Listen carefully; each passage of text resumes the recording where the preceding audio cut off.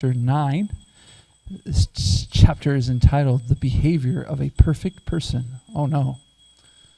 That's scary. Let's see how unperfect we are and do our best. Jaya Radha Madhava Kunja Bihari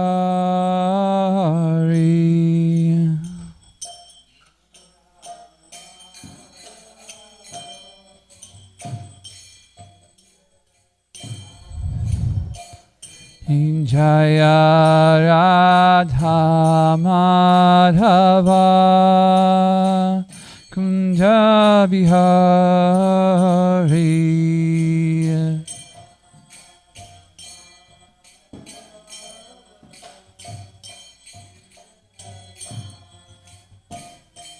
Jaya Gopi Janavallabha Girivaradari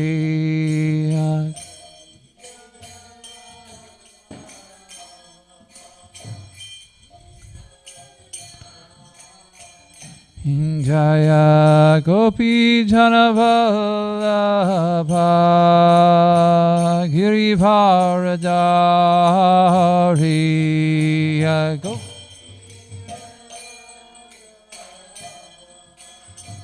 Girivaradari Yashodanandana Brajajana Ranjana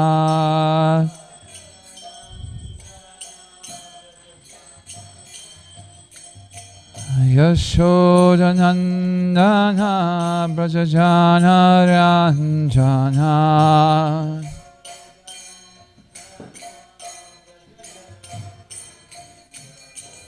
Yamuna Tiravanachari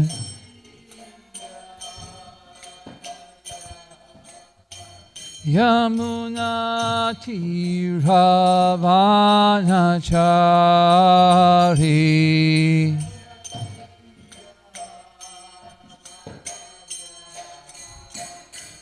Jaya Radha Madhava Kunja Bihari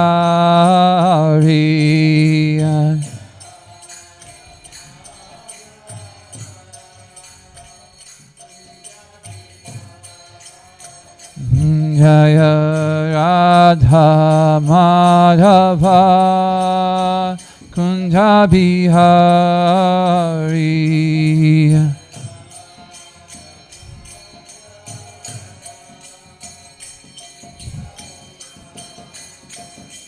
Jaya Gopi Janavallabha Girivaradari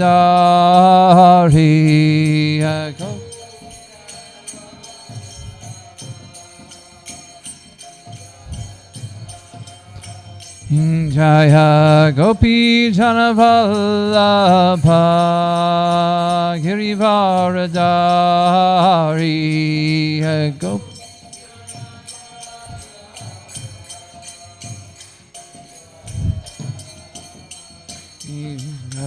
Gopi Janavallabha Girivaradari Gopi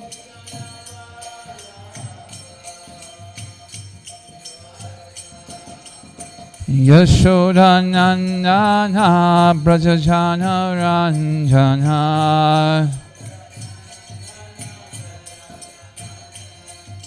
Yashodanandana Brajajana Ranjana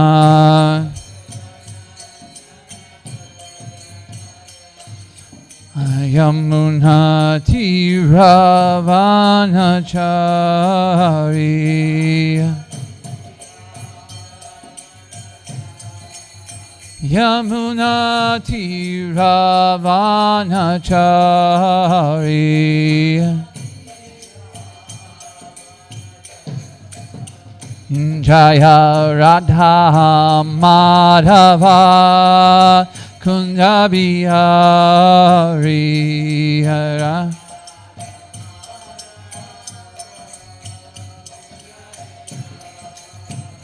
Jaya Gopi Jana Vallabha Girivaradari.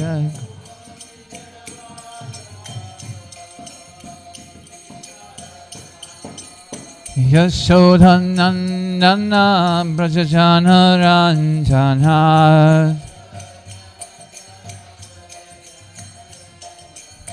Yamuna Tiravanachari. Hare Krishna Krishna Krishna Hare Hare Hare Rama Rama Rama Hare Hare Hare.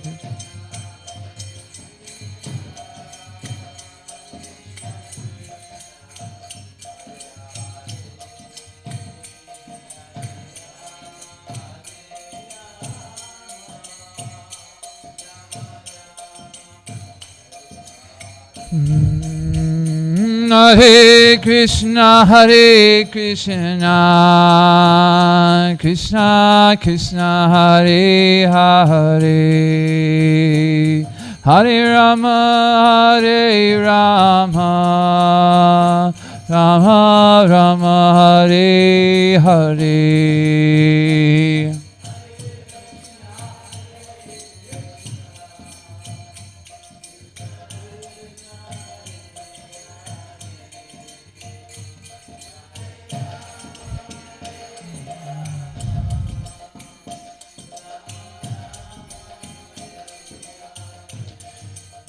Jai Ho Radha Kalashanji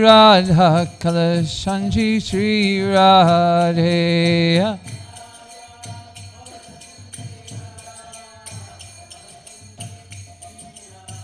Jai Radha Govinda Shri Radhe.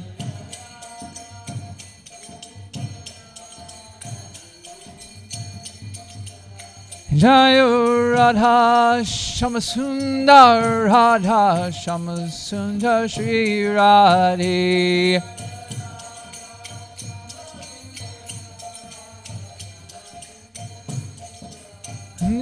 Jaya Prabhupada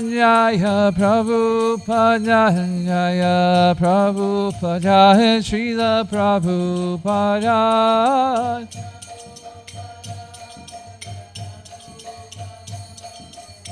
Prabhupada and Srila Prabhupada. Shri Radha Madhava Ki Jai. Srila Prabhupada Ki Jai.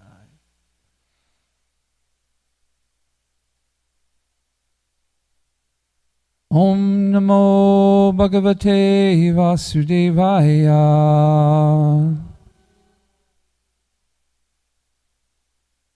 Om Namo Bhagavate Vasudevaya.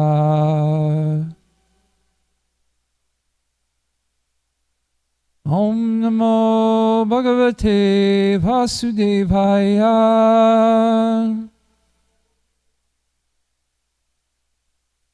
Together, please, both Sanskrit and English.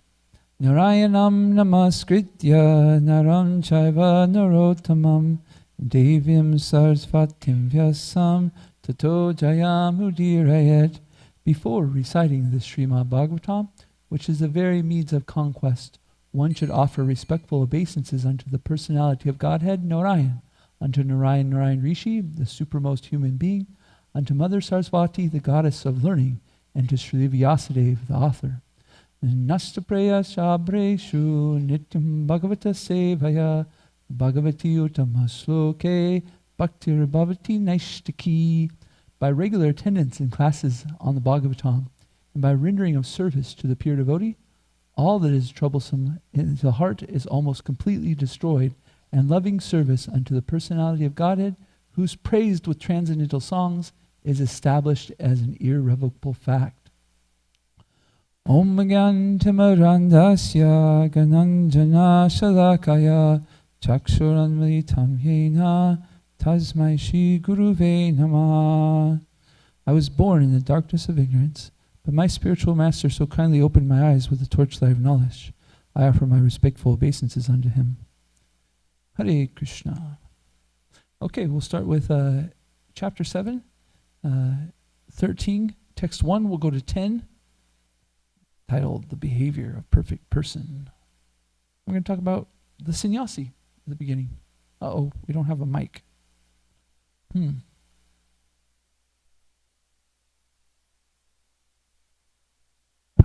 Krishna, Hare Krishna, Hare Hare.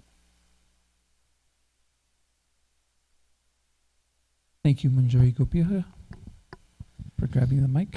Sri Narada Muni said, "A person able to cultivate spiritual knowledge should renounce all material connections, and merely keeping the body inhabitable, he should travel from one place to another, passing only one night in each village. In this way, without dependence in regards to the needs of the body, the sannyasi should travel all over the world."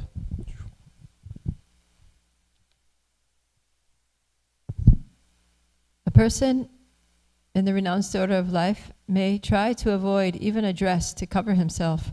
If he wears anything at all, it should be only a loincloth. And when there is no necessity, a sannyasi should not even accept a danda.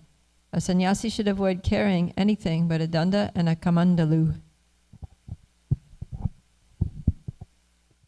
The sannyasi, completely satisfied in the self, should live on alms begged from door to door, not being dependent on any person or any place. He should always be friendly, well-wisher to all living entities, and be peaceful, and a loyal devotee of Narayan. In this way, he should move from one place to another.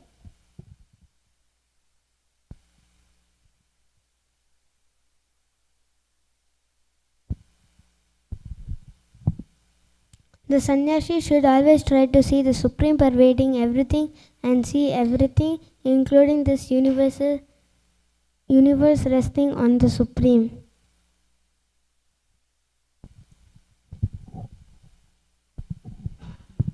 During unconsciousness and consciousness, and between the two, he should try to understand the self and be fully situated in the self. In this way, he should realize that the conditional and liberated stages of life are only illusionary and not actually factual. With such a higher understanding, he should see only the absolute truth pervading everything. Since the material body is sure to be vanquished and the duration of one's life is not fixed, neither death nor life is to be praised. Rather, one should observe the eternal time factor in which the living entity manifests himself and disappears. Text 7. Literature that is a useless waste of time. In other words, literature without spiritual benefit should be rejected. One should not become a professional teacher as a means of earning one's livelihood, nor should one indulge in arguments and counter-arguments, nor should one take shelter of any cause or fraction. A sannyasi must not present allurements of material benefits to gather many disciples, nor should he unnecessarily read many books or give discourses as a means of livelihood. He must never attempt to increase material opulences unnecessarily.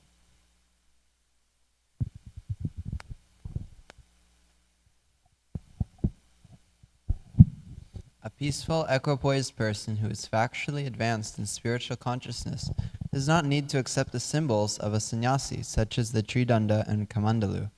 According to necessity, he may sometimes accept those symbols and sometimes reject them.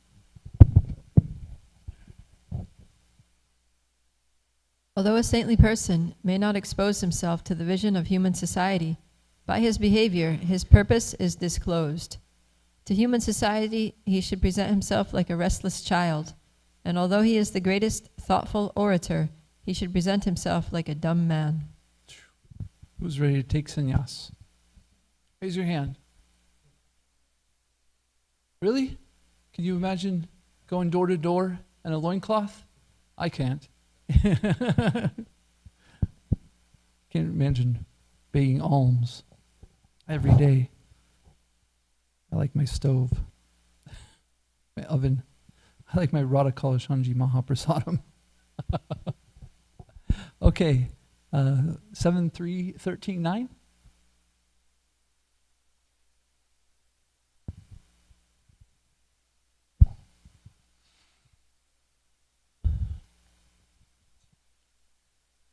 Nayatir asrama prayo. Nayatir asrama ma prayo. Dharma hetru mahatmanaha. Dharma hetur mahatmanaha. Santasya samachityasya. Santasya samachityasya. Bibhiryad uttava tyajat. Bibhiryad uttava tyajat. Nayatir asrama prayo. Dharma hetur mahatmanaha. Santasya samachityasya. Bibhiryad uttava tyajat. Jait. Jait. Okay. Bolo, please. Yayatir asrama prayo. Hetur mahatmanaha.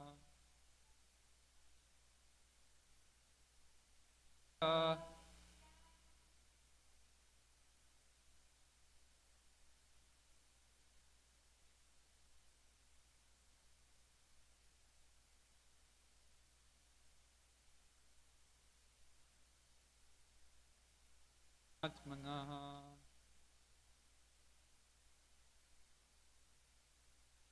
Yasya.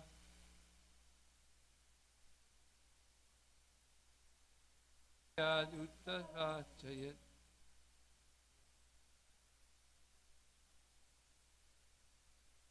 Asrama prayo.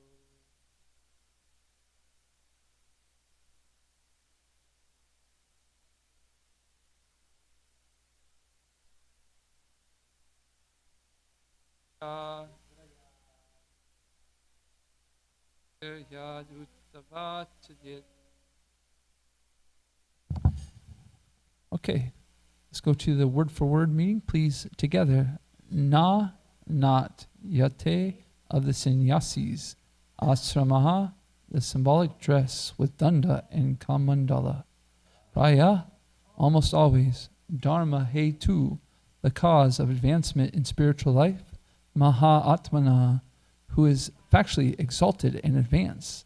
Santasya, who is peaceful. Samatityasya, who has attained the stage of being equiposed.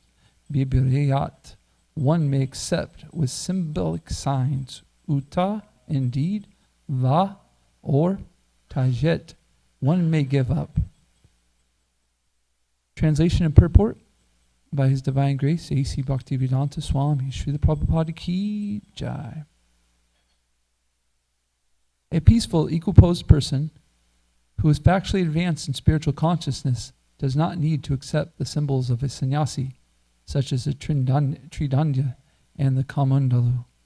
According to necessity, he may sometimes accept those symbols and sometimes reject them. Purport. There are 4 stages of the renounced order of life: Kutikchaka, Bahudaka, Prakavajakacharya, and Paramhamsa. Herein, Srimad Bhagavatam considers the Paramhamsas among the sannyasis. The Mayavadi impersonalist sannyasis cannot attain the Paramhamsa stage. This is because of their impersonal conception of the absolute truth. Brahmeti, Paramamiti, Bhagavaniti, Sadhyate.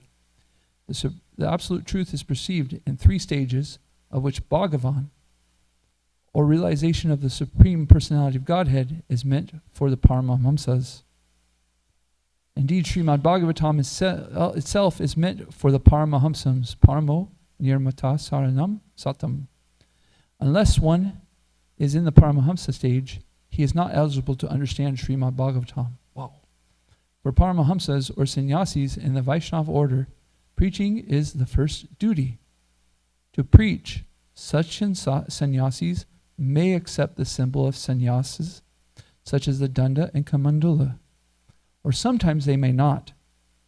Generally, the Vaishnava sannyasis, being Paramahamsas, are automatically called Babajis, and they do not carry a kamandala or a danda. Such a sannyasi is free to accept or reject the marks of a sannyasa. His only thought is, where is there an opportunity to spread Krishna consciousness? Sometimes the Krishna consciousness movement sends its representative sannyasis to foreign countries where the danda and the kamandala are not very much appreciated. We send our preachers in ordinary dress to introduce our books and philosophy. Our only concern is to attract people to Krishna consciousness. We may do this in the dress of a sannyasis or in the regular dress of gentlemen. Our only concern is to spread interest in Krishna consciousness. Srila Prabhupada Ki Jai.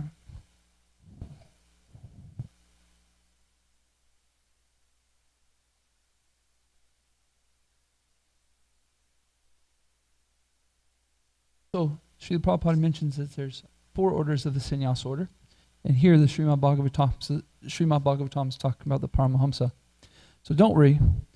If we want to become sannyas, we maybe don't have to walk around in a loincloth. Or maybe we do, depending on our preaching. Right? So it's a very thought out system, the Varnashram Dharma system. And in the system of being brahmachari, grihastha, vanaprastha, and then taking the sannyas order of life, one is expanding on their preaching.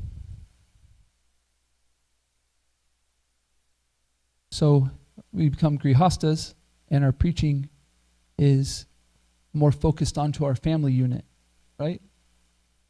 Although, as a family unit, we may choose together about how we can spread Krishna consciousness.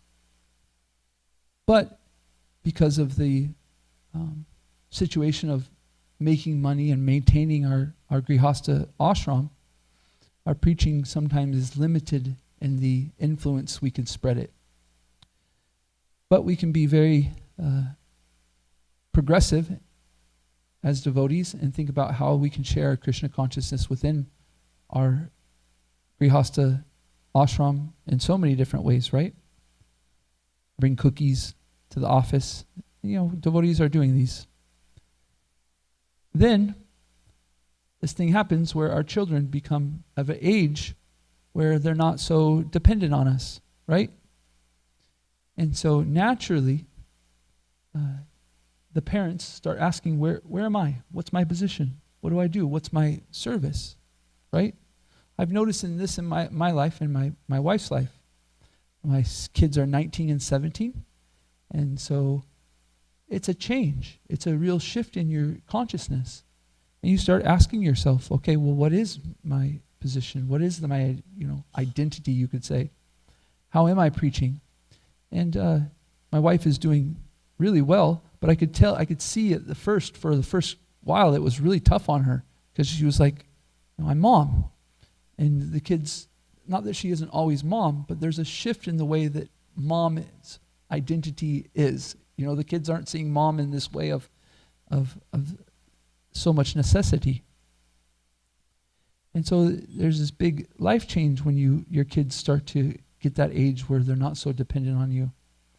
And then in the Krishna consciousness movement, because we're thinking about preaching, we start to look outside of the family unit about how we can preach, right? And if we're doing this right in society, then the grihastha takes vanaprastha, and in vanaprastha, they have so many people to preach to in the Grihastha ashram. Oh, I've been there. I've done it. I can help you to accelerate your service and how you serve your children. I've had these problems. I've been there. I've done that. Now I have some vigyan. I have some realized knowledge that I can share with you to help you to further facilitate your Krishna consciousness, right? So then in the Vanaprastha stage, there's so many, because so many Grihastha families that we can help, right? We can mentor, can encourage, and empower these Grihastha companies about how to not get frustrated with the Grihastha ashram, because that's often what happens, is we become frustrated with the Grihastha ashram because we don't know how to expand our Krishna consciousness or make nice progress. And so then we say, oh, let me become sannyas. Let me falsely renounce this. But it's not even sannyas, it's false renouncement, right? Okay. Then after Vanaprastha, we started to get in the groove of mentoring Grihasthas. We've helped them so much. And we come to this point where our bodies start to become old, right? We can't move as much as maybe we like. We don't have the energy of life. And so naturally, death starts to come into our mind. Oh, wait a minute, my end of my life is coming. But the interesting thing about this is that the devotee who's interested in the end of life and that going back to home, back to Godhead, they have that chance to reflect on the progress that they've made, the mentorship that they've given, the shiksha that their guru has given. And in this state, you can say that your appreciation for how much you've progressed, you're actually tasting the holy name, you're actually tasting this Krishna consciousness, and so your desire to spread Krishna consciousness becomes even more, right? You taste good pizza, you want to share it with people. Once you start to taste Krishna consciousness more, you want to share it with people. And so, the sannyasa order isn't necessarily to unattach us with society, but it's to keep us unattached to material opulences, right? Because when we are in contact, in our conditioned state, when we come in contact with the material nature, it has a tendency to influence us, right? But in Krishna consciousness, we're trying to let that influence help us in our Krishna consciousness.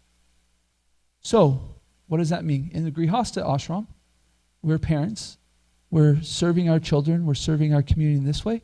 It's natural that the influence of conditioning to your children is going to happen. Okay, but let's take that and understand that, how do I see that in Krishna consciousness? Well, my child is my gift from Krishna, and therefore my service is to serve my children. So it doesn't say let's become unattached to our children. It says let's become more attached to them in the sense of this is my service. Srila Prabhupada was asked about this, about Srila Prabhupada. I'm having this difficulty chanting my rounds.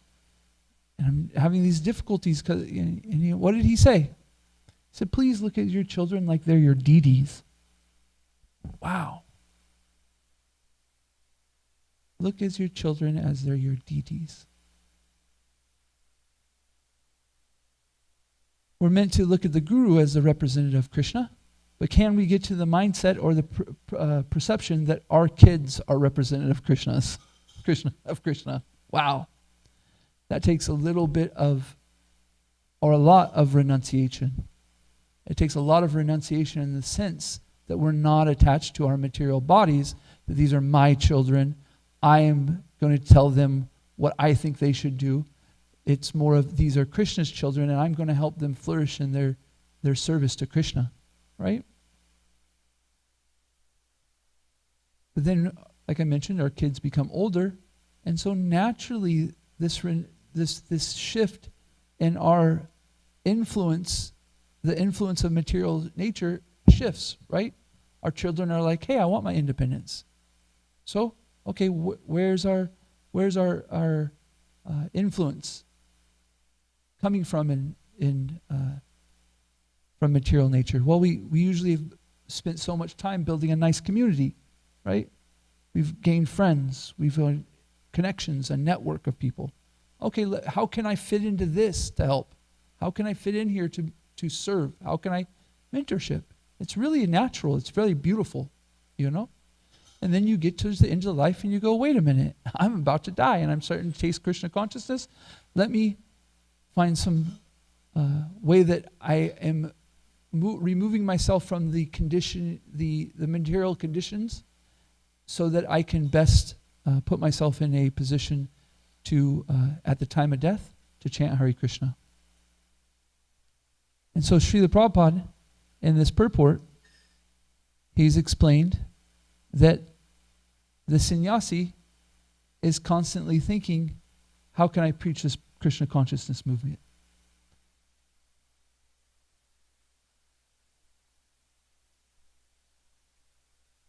And that's that's done in a very broad-minded way, right? We have so many sannyasis in our International Society for Krishna Consciousness that have so many different natures, right? Some of them intellectual, some of them like to run ashrams that are very pukka in the brahmachari ashram, right? Bhakti Vikas Swami, he has this Krishna life ashram that's very, very staunch, you know, and it attracts a certain quality of person, right? There's some people that really like that. And then we have Krishna West with Hridayananda Maharaj, who's like, hey, this is my style, right? But we shouldn't sit here and bicker within our International Society of Krishna Consciousness about who's right and who's wrong. We should try to understand that, are they trying to spread Krishna consciousness? And you can look and you can see that their activities are for spreading Krishna consciousness. They might not jive with you. I might not understand it. It might not be my authenticity. But we should also try to become broad-minded and understand that this authenticity that they're bringing is very unique and a very unique way to bring people to Krishna consciousness. And so we should appreciate it. The thing, though, is that in the sannyas order, currently in our situation, is we have difficulties appreciating the sannyas order because quite often our sannyasis are in a management positions. And this makes it very difficult for them. Sannyas order isn't meant for managing. What do I mean by that? Okay, you're in the sannyas order and you're managing, and because of your detachment and your renunciation, you're supposed to be able to speak very clearly, very straightforward, right? But you say something straightforward, and all of a sudden you're not invited next year to that temple. Oh, I hurt somebody's feelings. And all of a sudden, you're not asked to come back that next year.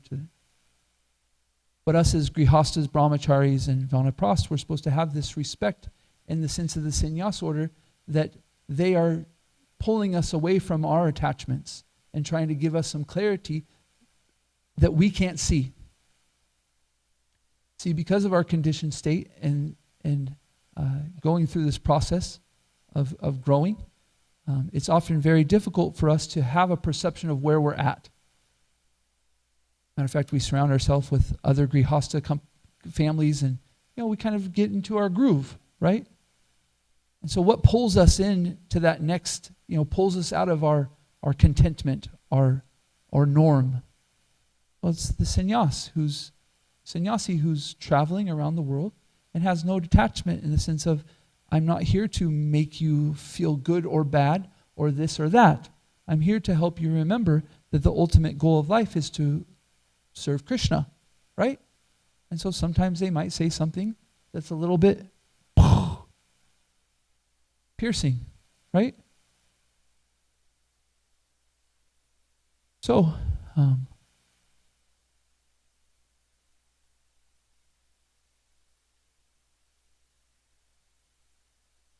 us, because we're not in the sannyas order, we should try to understand like this, that they're giving us an opportunity to look outside of our norms, our daily habits, and to introspect, where am I?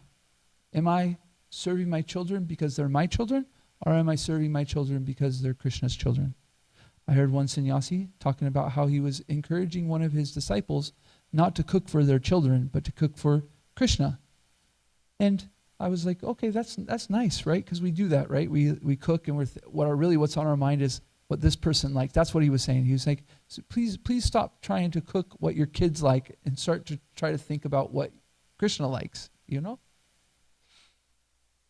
Okay, that's this perspective of trying to get us to shift from this attachment to our children to Krishna. However, we do need to be practical in the sense that we do have our children and they won't eat this or that. Okay, so how do we do that? We understand that it's our service to Krishna. You know, it's my service to Krishna to feed my kids nicely, to help them healthy. And therefore it becomes non-different than Krishna, right? Okay, because we're conditioned, will we have the tendency to see them as my children? Yes. But this progress, this system, this process is to help us to take step by step by step by step by step to get to a point where we can take the mindset of a sannyasi, right?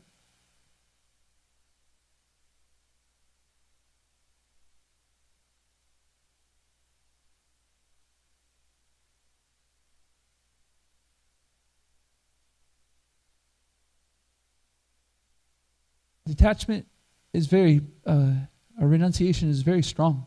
It can really help somebody to see more clearly.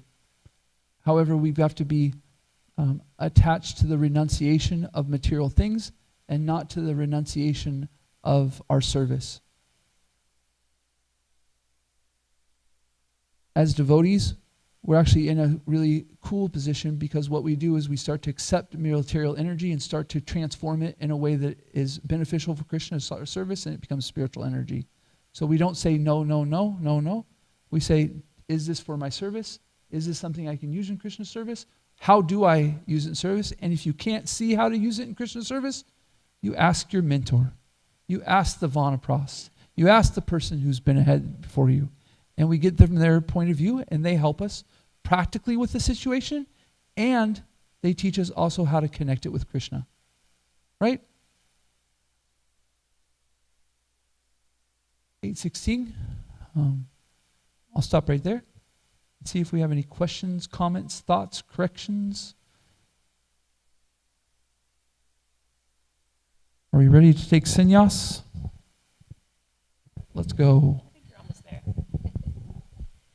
Hare Krishna. Thank you, Hare Nanda Krishna. Braja, for a nice class.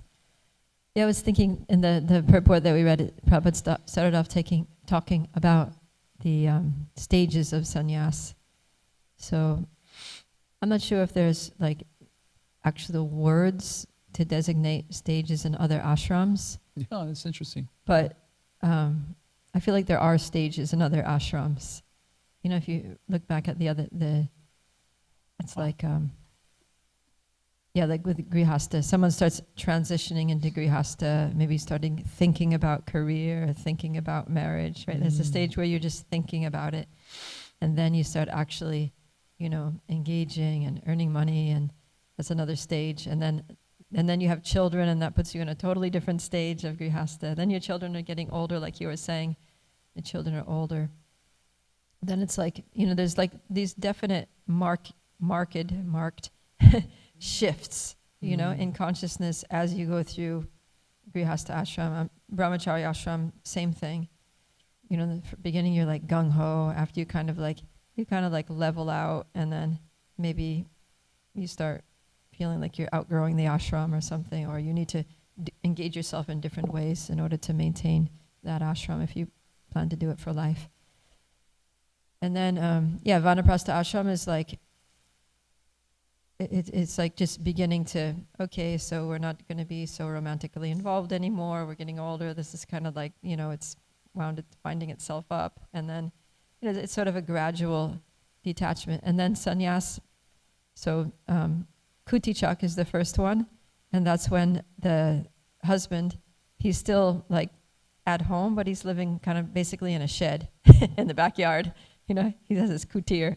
Basically, that's what it is. His little kutir in the backyard. He lives there, and his wife brings him his meals. So he's still being cooked. His wife's still cooking for him. And then Bahudak Bahu means many. So it means instead of just getting meals from his wife, the neighbors will be bringing him food. Or he'll go to the door, he'll knock on doors of neighbors, and they'll give him food. But he's still kind of in the village. And then, but he's a little more detached because he's not dependent on his wife anymore. He's realizing that actually I don't need my wife to cook for me. The neighbors will cook, other people will cook for me. And then Parivrajikacharya is when he actually leaves the village and he starts traveling. Because then he's like, oh, well, if people in this village will feed me, then people in other villages will feed me. I can travel from village to village, town to town, state to state, and I can do this. So he's building confidence. He's building faith that the Lord is going to take care of him even when he leaves home. And then Paramahamsa is, but at that stage, Parivrajikacharya stage, he needs to travel. That's when he kind of like bird leaves the nest, and he's like flying. And it's important at that stage for him to actually travel, because if he goes back home, he could get attached again. Even back to his village, he could get back into his old patterns, so he has to travel. But then Paramahamsa is a stage where he can be anywhere, and it just doesn't matter because his detachment is not something external, it's like internal. He's just, he can be in his village, he can even see his former wife, be in the same room with her or something, and he's not going to bring anything back. He can dress as a sannyasi, because in the beginning he has to dress as a sannyasi. Right? We have that also in ISKCON, that I think for the first 10 years or something, sannyas ministry requires them to carry the danda, because there's very much like an identity that he's forming. He has to start identifying with the ashram. That I am a sannyasi, this is what a sannyasi does, I need to follow the rules of my ashram. But then later it's like his renunciation is so deeply internalized that he's not dependent on the external symbols, he's not dependent on the situation. He can be in any situation, he can wear any clothes, and he's going to be renounced, because that's the state of his consciousness. So I just thought it was interesting to think about how Varnashram it's very human friendly. It really kind of works with the way human psychology is, in that we don't do well when we just jump. We're thrown in the deep end. We struggle and we sometimes drown when that happens. But it's very natural, very gradual transition from one ashram to the other, and growing within the ashram, which gradually leads us to the next ashram.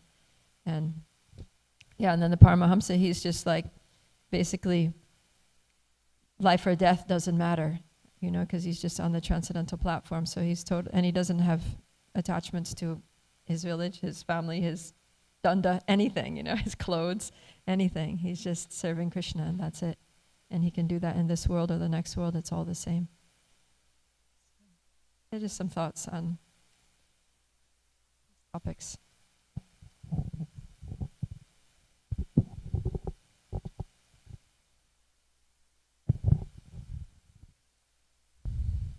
Thank you for that explanation, Mataji. I always heard of Prabhupada using Parivrajikacharya, so now I really know what it actually means.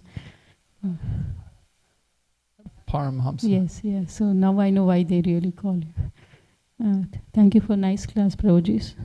This question is actually on behalf of Jaishnav. He wants to know. So this is from text 2.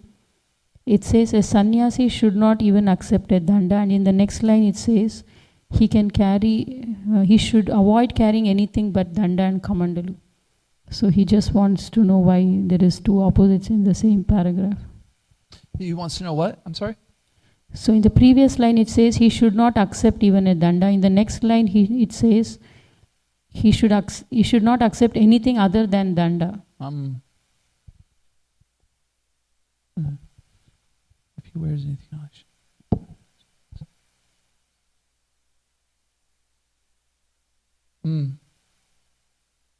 Let's see what Srila Prabhupada says in the purport. Can we go to the purport of...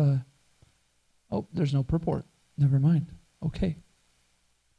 So, as we went through the purport that we just read, is Srila Prabhupada saying that the sannyasi's point of view is what's best for my Krishna consciousness. How do I preach, right?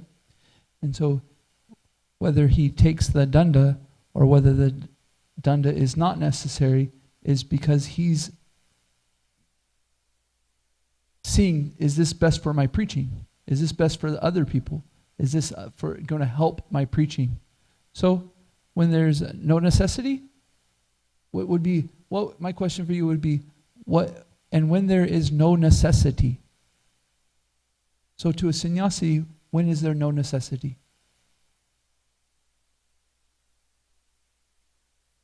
Thank you, Drista. Right? So when it's not helpful to their preaching, there's no necessity, right? When it's for their preaching, then it is necessary, right?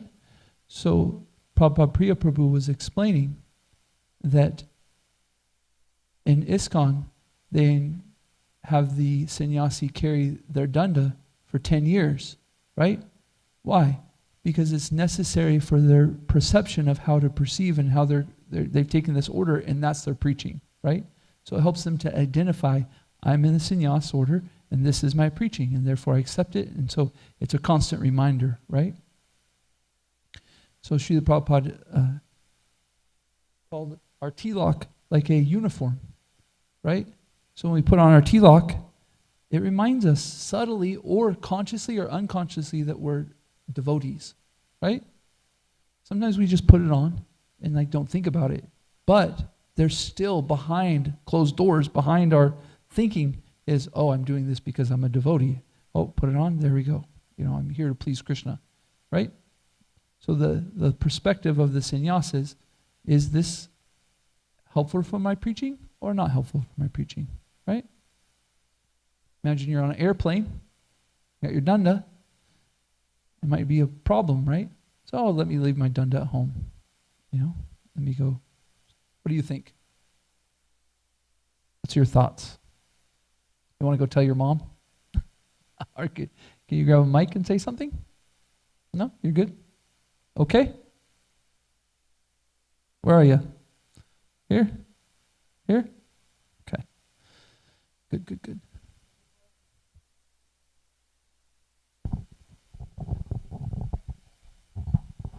In the Mayapur Gurukul, there's one boy who I know that he makes these dandas out of bamboo, but they're like hinged in two places, so it folds into thirds, and you can put it in a suitcase. There you go.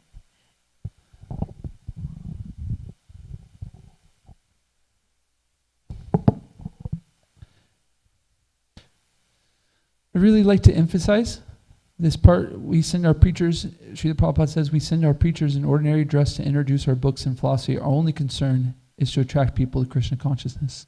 And this is the great mind, the great devotion of Srila Prabhupada. He was only concerned about giving people Krishna consciousness. So he said, we do that in whatever way. There's 4 regular principles.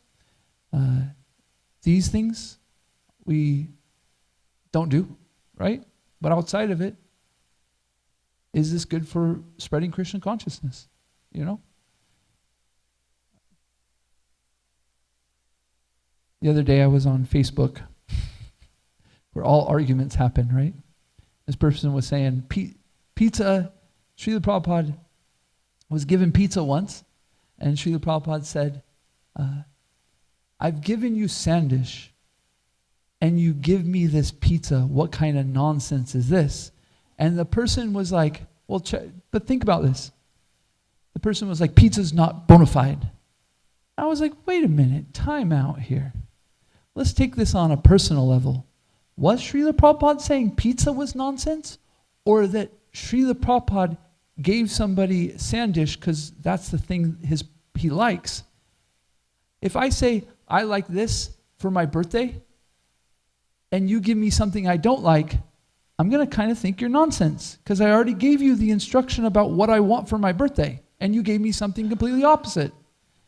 Is that thing not beneficial to somebody else for their birthday? Yes. Somebody might want a Barbie, but if I give Jaishnav a Barbie, he's probably going to be upset. Nandabraja, why are you giving me a Barbie? That's ridiculous. But a Barbie still is good for somebody else, right? So it wasn't the pizza was nonsense. It was Srila Prabhupada saying, I'm your spiritual master and I'm asking you for sandish. I gave you the recipe for it and you bring me pizza. So we think like that sometimes. We think we hear something and we go, oh, let's throw it out. But let's try to understand that we have a personal, we're meant to be persons, right? And so this person, I was like, so I explained that. I said, hey, I really take it as Srila Prabhupada is, didn't want pizza at that time. He wanted sandish. Not that pizza's nonsense. Like, please stop making up regular principles. The 5th regular principle, thou shalt not eat pizza. No. Like, okay, let's make sure our pizza doesn't have onions and garlics and, okay. And he shot back. This is why I don't like Facebook, because it's like, it kind of gets me a little, I usually stay out of arguments, like really like, and here I am bringing up one. And it wasn't an argument. It wasn't an argument really, but he said, Srila Prabhupada wanted us to accept Indian way of living, and that's why he wants us to stay in a kurta, and that's why he wants us to dress in a dhoti, and that's why he wants women in saris. And he goes, don't you read Srila Prabhupada's letters? I said, wait, time out. We're not talking about a letter here, for one thing. We're talking about something Srila Prabhupada said. And you're making an assumption here that I read Srila Prabhupada's letters or not. So pretty much after that, you're making assumptions and being rude here.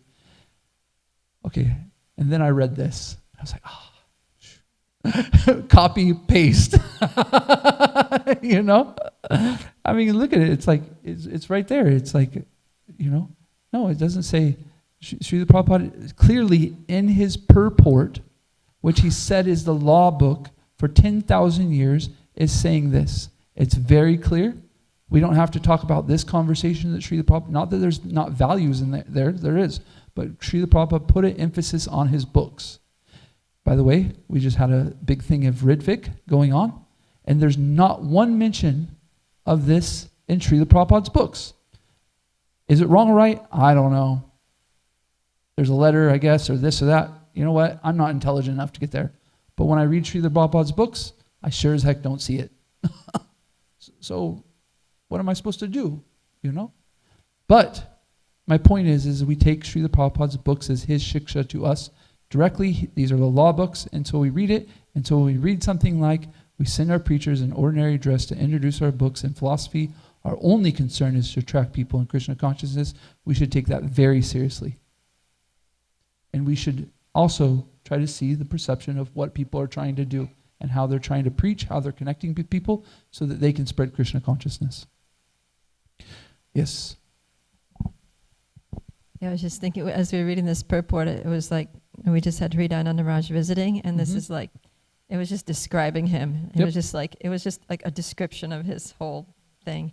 Absolutely. Because, and it's just, sad in a sense that, when he started preaching and wearing Western clothes, going to universities, and then beyond just that, but also encouraging other devotees that you can also do this. You don't have to go out in a dhoti. You don't have to go out in a sari. You can wear clothes that people, see as, normal and respectable, if it makes them listen to you more, if they don't just write you off as somebody super weird, And then, but because he was, saying those things, then at one point he was practically, like, devotees were trying to expel him from ISKCON.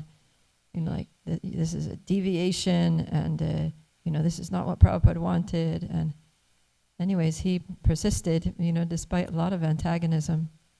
And he's been having a lot of success with the Western outreach, attracting Westerners to Krishna consciousness, attracting especially scholars and intellectuals and professionals, and because he's showing them that you don't have to necessarily shave your head and wear funny clothes to be a devotee, to practice Krishna consciousness. You just understand the philosophy, adopt the techniques, chant Hare Krishna, offer your food, That's what it means. It's to do with the consciousness. It's Krishna consciousness. It's a matter of the heart and not the dress. Right. And Prabhupada's very clear about this here. And some devotees say, well, that's okay for a brahmachari or a grihastha, but not for a sannyasi. That's their argument, not for a sannyasi. Mm-hmm. But then Prabhupada's specifically saying, no, for a sannyasi. Yep. It's okay. Yeah. It's recommended that if that's what it takes to attract people to Krishna consciousness, that's what we do, because that's the prime consideration, not fashion, We really, in our movement, need to embrace individuality, and that we all have a uniqueness about us that attracts other people. It's our greatest benefit to the world, and yet we have a fear because of things like this. Like we see somebody do it, and we go, look how he's getting treated. I don't want to be treated like that. What if somebody tells me that I'm in Maya? What if somebody tells me that I'm ridiculous or this and that? And by the way, we want to be careful in the sense of saying like funny clothes or something like that. Now I understand the point of that, but somebody else feels very authentic in that way. So we don't have to put these labels of this person's wearing this ridiculous clothes. Why don't we just let people be authentic? Let people be comfortable in their shoes. Let their people be comfortable in their clothes, and encourage, instead emphasize the preaching. Connect with people. You feel comfortable? There's a lot of Western devotees that will wear Indian dress, and because they carry it in a certain way, and because they have a certain authenticity, people attract to it. People want to, for some reason, to them it brings some authority. Whereas somebody else wears it, and it's like, I remember the first time I wore a dhoti in Seattle. It was like the first time, and I was walking into a 7-Eleven and some nice dress. My wife and I laughed for like 20 minutes because it was the first time I've ever worn a dhoti, and it was like, I was like, dude, that's funny, It's like, throw your hands kind of moment, like, oh, But my point, though, and I think you guys are hearing me, and I feel like is each person has an authenticity that Krishna appreciates in them. And if we can, instead of trying to put somebody in a box, you're a devotee of this, this, and this, why don't we just understand that there's 4 regular principles and 16 chanting rounds, and that's what brings us all together. And let's do that, and let's encourage each person to be unique in their way. And hey, check on each other. Hey, Prabhu, are you doing okay with your 4 rounds, or 16? 4 rigs and your 16 rounds? And we don't say it because we're concerned that you're wearing something funny, and so therefore I think you're fallen. No, I just have a general desire to be concerned for you. And so I ask it in general. Okay, this takes some mentors. Anyways, it takes some relationship and stuff like that. But it's not, this is our greatest strength, is we have so many people coming from so many different cultures with so many gifts, with so many strengths, and each person can reach a person that isn't in Krishna consciousness. They could reach out to somebody and bring them out there. That's amazing. Just think about it. We were encouraging each devotee with your uniqueness and your own gift, just try to connect with 3 people that have a similarity in the same. Do you like art? Okay, just try to connect with 3 people in art. Be 3 people that don't come to the temple for art, right? Do people come to the temple to do art? Not really. They might go from the picture, the paintings, that's beautiful, but nobody comes to the temple to create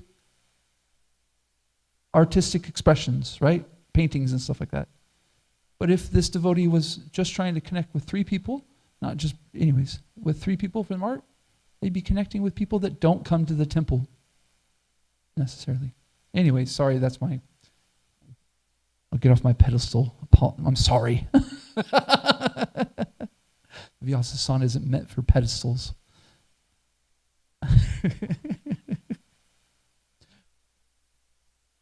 Hare Krishna. Dear devotees, what I'm trying to say is I'm trying to encourage you that you have a uniqueness about you. That you have something in you that is your gift to Krishna. And the sannyas mentality is that it's not mine, it's Krishna's. This belongs to Krishna. My talent belongs to Krishna. And so therefore we should try to do that talent in a way that preaches to others, connects with others. And don't be worried that there's people that won't maybe understand it. It's normal because people don't understand so much out of their influence.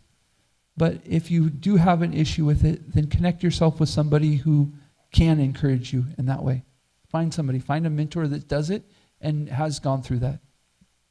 And then you can live your life in, anyways, nice service for Krishna. Hare Krishna, Srimad Bhagavatam ki jai, Srila Prabhupada ki jai, Gaura Pramanande Hari Hari Bo, Vanchika Patribhyascha, Kripa Sindhubhyeva Patidanam Pavanebhyo Vaishnavebhyo Namaha Namaha Hare Krishna.